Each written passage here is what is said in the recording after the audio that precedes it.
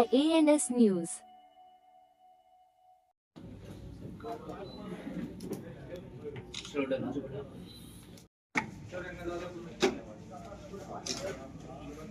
Sir please यहाँ पे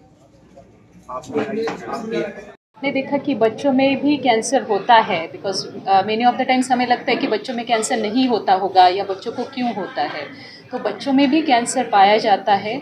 उसका कोई एक खास कारण नहीं है कि ये क्यों कैंसर होता है, प्लस कुछ जेनेटिक फैक्टर्स भी इसमें प्ले करते हैं, उसके कारण ये कैंसर हो सकता है। बट अर्ली डिटेक्शन और प्रॉपर ट्रीटमेंट के कारण ये लॉन्ग टर्म उनका सर्वाइवल अच्छा रहता है। और बच्चों के जो कैंसर्स रहते हैं जनरली वो क्यूरेबल कैंसर्स रहते हैं, बट उनको प्रॉपर तरीके से ट्रीटमेंट मिलना चाहिए, ये तभी प्रॉपरली क्योर हो सकते हैं। मैडम एक सवाल है, अभी बच्चे काफी कमजोर है तो कैसे वो रिकवर करें? बच्चे दिखने में ज़रूर कमज़ोर दिखते होंगे, बट बच्चों का जो हीलिंग पावर होता है वो एक अडल्ट से बहुत ज़्यादा होता है। तो जब भी हम कीमोथेरेपी या रेडिएशन देते हैं बच्चे का टॉलरेंस भी अच्छा रहता है, प्लस जब हम एडवांस टेक्निक्स यूज़ करते हैं सो दैट कि बाकी जगह साइड इफ़ेक्ट्स ना हो, जैसे कि बच्चों के केसेस में कुछ रेडिएशन जब देते हैं कुछ तरीके अलग हमें अपनाने पड़ते हैं, कुछ टेक्निक्स अलग अपनानी पड़ती है सो दैट उसके लॉन्ग टर्म जो साइड इफ़ेक्ट्स है वो कम से कम रहे। तो ये जो बच्चों में हीलिंग पावर के कारण ये टॉलरेट भी करते हैं और उससे रिकवरी भी होती है। और वो बच्चा कमज़ोर नहीं है एक्चुअली। हमारे बच्चे कैसे होंगे, कैसा वज़न होगा, कैसा लंबाई होगा, मम्मी पापा कैसे होते हैं, उसके अकॉर्डिंगली डिसाइडेड होता है। तो वो बच्चा शुरुआत से ऐसा था। एक पेशेंट के टीबी का लक्षण दिखाई दिया, तो किस तरह से आप ओके, सो सबसे क्या होता है कि बच्चों में कैंसर मतलब इतना कॉमन डायग्नोसिस नहीं होता है ना। सबसे पहले अगर हम देखेंगे तो हमारे इंडिया में सबसे कॉमन जो प्रॉब्लम्स होती है इन्फेक्शंस होती है। तो कोई भी जैसे गांठ है कहीं पे भी है ना, स्वेलिंग है, तो उसमें सबसे पहले हम बहुत सारे कारण ढूंढते हैं और सबसे कॉमनेस्ट रीज़न ढूंढते हैं सबसे पहले। तो ट्यूबरकुलोसिस या कोई इन्फेक्शन सबसे पहला आता है डायग्नोसिस में। यदि वो नहीं दिखता और या बच्चा दवाइयों से रिस्पॉन्स नहीं करता, इन्फेक्शन की दवाइयों से रिस्पॉन्स नहीं करता, तब उसका बायोप्सी करते हैं और फर्दर इन्वेस्टिगेशन से फिर पता चलता है कि कैंसर है। Cancer is not a like in even in children it is not a common diagnosis. अगर हम बात करें तो जो इंसिडेंस होगी बच्चों में कैंसर की केवल पूरे कैंसर में 4 to 5% होता है। 100 कैंसर में केवल 4 या 5 बच्चों में ही कैंसर होगा।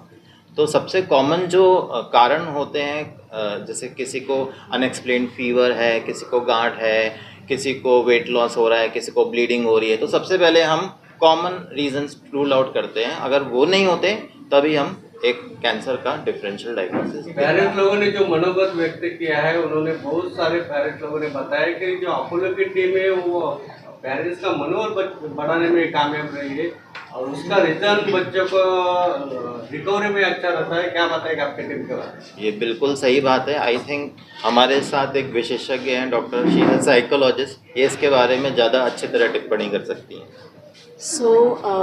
मनोबल जो है, मानसिक स्वास्थ्य, वो बहुत ज़रूरी है, चाहे बच्चे में कैंसर डायग्नोस हो या बड़ों में। और पेरेंट्स का मनोबल बढ़ाने के लिए ये जो पूरी मल्टी डिसिप्लिनरी टीम है,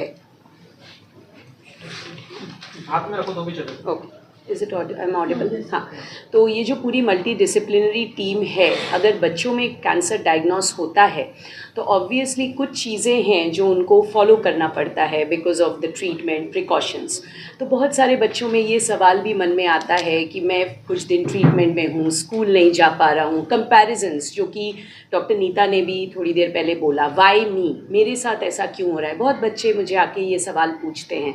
तो यहाँ पे पेरेंट्स का, फैमिली का और बच्चों का मनोबल बढ़ाने के लिए काउंसलिंग, मेंटल इमोशनल सपोर्ट बहुत ज़रूरी है।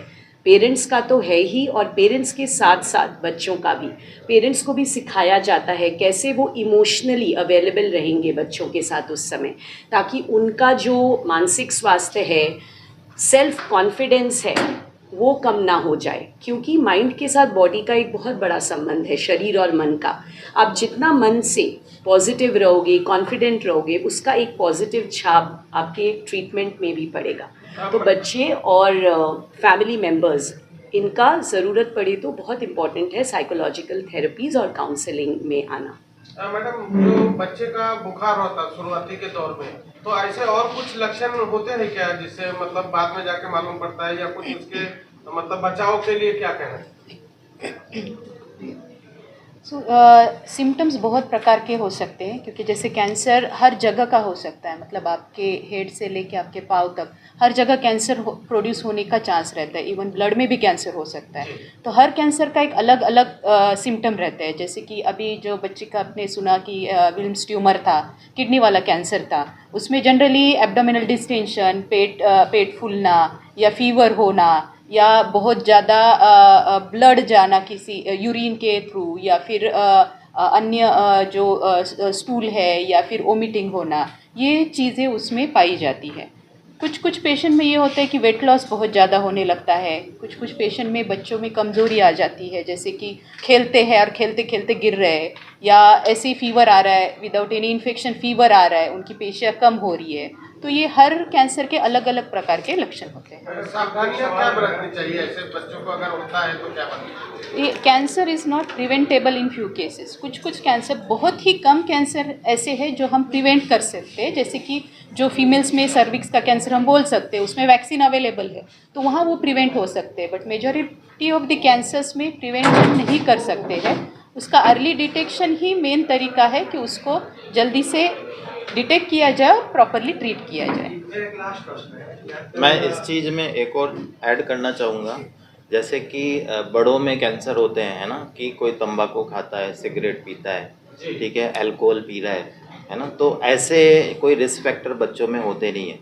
क्योंकि I am a paediatric oncologist, तो मैं इस चीज़ के बारे में एक एक्स्ट्रा चीज़ और बताऊँगा कि कोई ऐसा रिस्क फैक्टर नहीं होता, किसी भी बच्चे को हो सकता है। लेकिन हाँ, केवल 5% बच्चों में कभी कभी ऐसा जेनेटिक कुछ डैमेज होता है फैमिली में, उसकी वजह से उनमें कैंसर आगे चल के हो सकता है। Everybody, and thank you, Sarita ma'am, and thank you behalf of Apollo for making me a part of this particular campaign, Can Win. I've been a storyteller for over 20 years. मैंने शुरू की थी मेरी journey with children, but over a period of time, I've started working with a lot of children who suffer from cancer. I work with patients who suffer from epilepsy.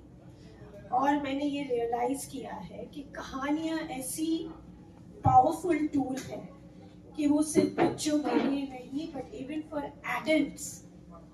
कहानियाँ क्या करती है, हमें जोड़ती है emotionally.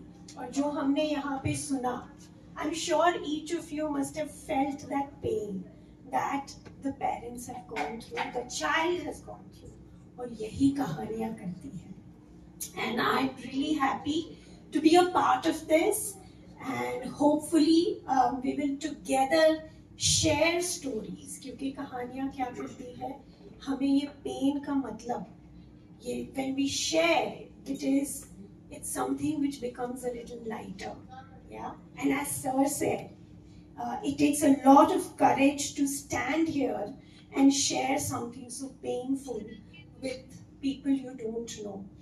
So hats off to all those who came here and who shared their stories. Thank you so much, and I look forward to being a part of this journey. Thank you.